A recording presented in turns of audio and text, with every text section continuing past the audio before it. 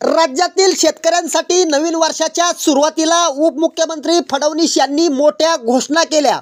पहिली घोषणा, राज्य सरकारने दुष्काळी भागातील शेतकऱ्यांच्या कृषी कर्जाचे पुनर्गठन करण्याच्या सूचना सर्व खाजगी, व्यापारी, राष्ट्रीयकृत आणि जिल्हा बँकांना दिल्या।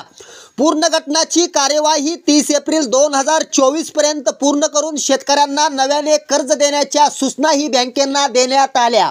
दुसरी मोठी घोषणा त्यांनी केली, राज्यात अवकाळी पावसाने झालेले शेतकऱ्यांचे नुकसान भरून न निघणारे आहे। हातातोंडाशी आलेला घास अवकाळी पावसाने हिरवला। अवकाळी पावसाची झळ बसलेल्या शेतकऱ्यांना येत्या 8 ते 10 दिवसात मदत केली जाणार असून राज्य सरकारने पावली उचलली आहेत, अशी घोषणा देखील फडणवीस यांनी केली। तिसरी मोठी घोषणा त्यांनी केली की राज्यातील 116 बाजार समित्यामध्ये राष्ट्रसंत तुकडोजी महाराज शेतकरी भवन उभारण्याचा निर्णय महायुती सरकारने घेतला आहे। शेतकरी हे रात्री अपरात्री आपला शेतमाल घेऊन येतात, त्यांच्या मुक्कामाची सोय आणि इतर सुविधा त्यांना मिळाव्यात यासाठी शेतकरी भवन उभारणार असल्याची घोषणा त्यांनी केली।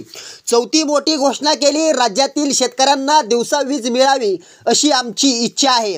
त्याबाबत कार्यवाही सुरू झाली असून बीड जिल्ह्यातील 2 तालुक्यात ही मोहीम सध्या राबवली जात असून लवकरच संपूर्ण महाराष्ट्रात शेतकऱ्यांना दिवसा वीज मिळावी यासाठी आम्ही परिपूर्ण प्रयत्न करतोय, अशी माहिती देखील फडणवीस यांनी दिली।